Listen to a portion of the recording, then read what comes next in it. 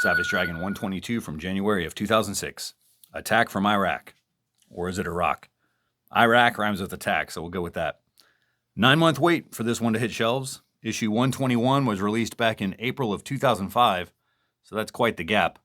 Definitely the longest we've had so far, but on this channel, we only wait a week, so let's check this one out, starting with the credits page. Erik Larsen, story, art, color, and crappy lettering. Chris Eliopoulos, good lettering. The Ghost of Artie Simek, retro 60s lettering. Bill Crabtree, cover colors. And Josh Eckhorn, violently pretty. So plenty of changes to our inside cover, the credits page here. We have a silhouette of our titular character, Dragon's head and fin providing the black and white contrast here.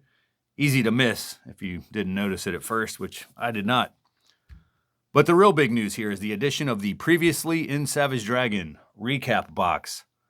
Some fans have been asking for this for a long time, over 100 issues now, and Larsen has never included one until now.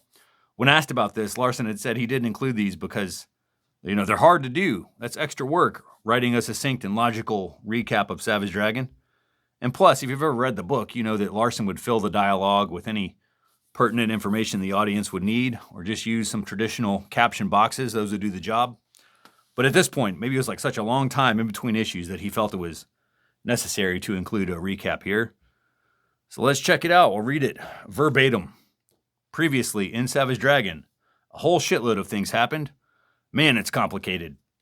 Dragon was elected president, kind of. Ronald Your Ass helped make that happen.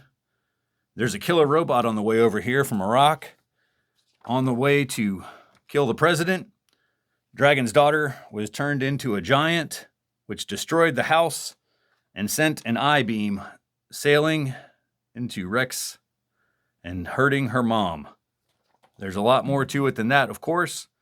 You'd really be better off buying a few back issues from your local funny book retailer. All right, so that was adequate.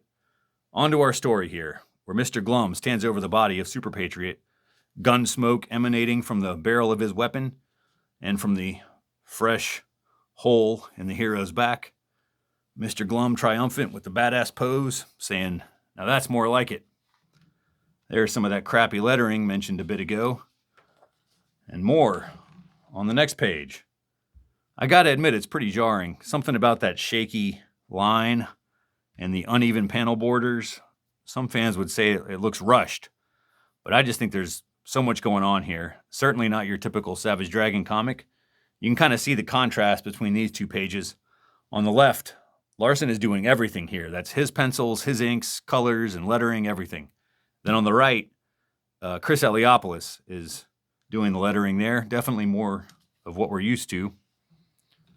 And then this page, man, gigantic angel outside the hospital staring at her parents through the window.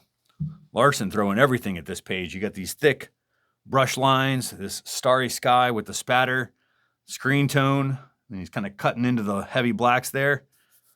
But anyway, I also love this panel with Angel's big head in the window. But her mom is not in good shape, man. Unconscious with a broken back, broken legs. No bueno. But Angel, her condition improves immediately. Glum has reversed the gigantism with a shrinking concoction that he puts into a dart and fires at her ass. Then he tells her that they need to leave because the police are going to come arrest her for the murder of Rex Dexter. This manipulative little bastard. Speaking of bastards, we cut to the Dread Knight in this scene from a completely different comic. So the Dread Knight was last seen in issue 47, kind of a one-off villain, dictator of Lieberheim, like Dr. Doom with the armor and everything. But this flashback goes to back to World War II, where Super Patriot rescued a woman from Dread Knight's castle. And then this woman, Bet Turlife, LOL, she has a case of Stockholm Syndrome. But she's rescued and sent to America, pregnant with the heir of the Dread Knight. So this is a pretty incredible page. Just expert comic making and mimicry. Larsen doing his best Gene Colan impression.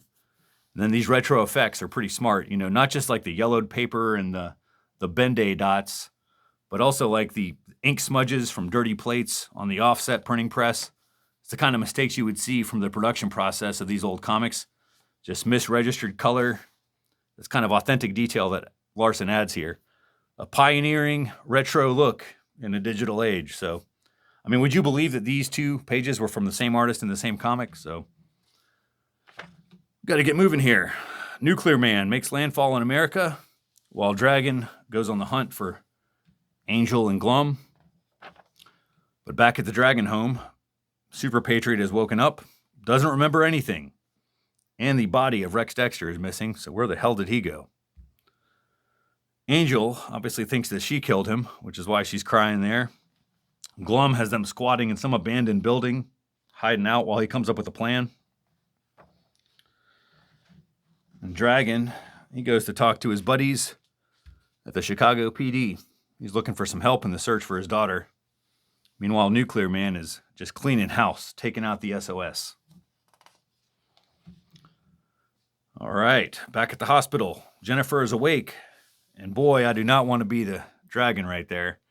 Try explaining to your wife that her daughter is missing, along with a homicidal dictator that's from another dimension. It's pretty rough, especially when she's warned about this forever now. So Dragon's just in the doghouse. And then we have another retro comic flashback with the Dread Knight. It's revealed here that the heir of the Dread Knight is actually Ronald Winston Your Ass. So Dragon's running mate is the son of the Lieberheim dictator. The Liberty League. They've been summoned to D.C. to help protect the president against the Nuclear Man, but only 2 of them can go. Mighty Man and Battle Tank. Dragon says he can't go because of a missing kid, but Super Patriot, when he's asked to help out, he says after all the crap Bush has pulled, he can go screw himself. But at half strength, man, Battle Tank and Mighty Man are no match for the Nuclear Man. And then over on this page, Ronald Your Ass, he's pissed off, blames the Dragon for ruining his plans to take over the country, and he says that this is not over. So this is probably my favorite page in the book. The silence of his wife here just speaks volumes. Everyone else has been defeated, and so Dragon must go to face the Nuclear Man before he gets to the president. Pretty high stakes, but it does not matter to Jennifer. You know, her daughter is missing, and now her husband is running away to be a hero for someone else. So this woman is done, capital D-O-N-E, without a single word of dialogue or a thought balloon or a caption. You can kind of get everything you need to know from her state of mind by these images here. It's actually pretty scary. You know, if she had her superpowers, I bet she would probably kill her husband right here. But this silent blank stare is probably more terrifying. Pretty good stuff. Which brings us to the showdown with the Nuclear Man. Traditional weapons having no effect on him. So it's going to come down to Dragon and Super Patriot to stop this menace. Dragon is strapped on his power gloves. Those are going to give him a boost of strength. That's a good idea. We'll see if that works out next issue, but there's more comics ahead, including comic bits by Chris Giarrusso. G-Man and friends, they recover from the unexpected demolition of the Dragon home. Got a parody advertisement for Home Run Pies. Doubleheader, enjoying multiple pies at once while he's taken into custody. Then we got a 4-page story by Travis Sengal. Anyway, he's a cartoonist, got plenty of credits, lots of cover art. But here he is, Dragon, battling another robot, X-32. But thankfully, Jennifer puts a steel beam through its head. That's good stuff. A couple of pinups here. Let's see, that's the same artist. That's Travis, God damn it, what's that guy's name? Travis Sengal, that's him. This is, who is this one? Karam Whalen. And then this is the Freak Force artist, Vic Bridges. And readers asked about Vic Bridges, man. They kind of missed him. They were like, what's Vic up to? And it turns out he's working as a park ranger. And he's just kind of drawing comics when he has the time. That's interesting. Much more here in Fanatics. Larson admitting that this break was longer than intended. That's an understatement. But he's learned a lot, recharged his creative battery, so he's revved up to produce more comics. And he's announcing some other projects here, including the Dragon origin story, featured in Image Comics #1, a hardcover book that has taken like 3 or 4 years to finally hit shelves, but the wait is over. You can read Dragon's Origin, which we'll get to at some point here. Same for She-Dragon #1. That's mentioned here as well. So Larson has a lot to cover there, and so do the letters from the readers. We get reactions to a lot from issue 118, 119, 120.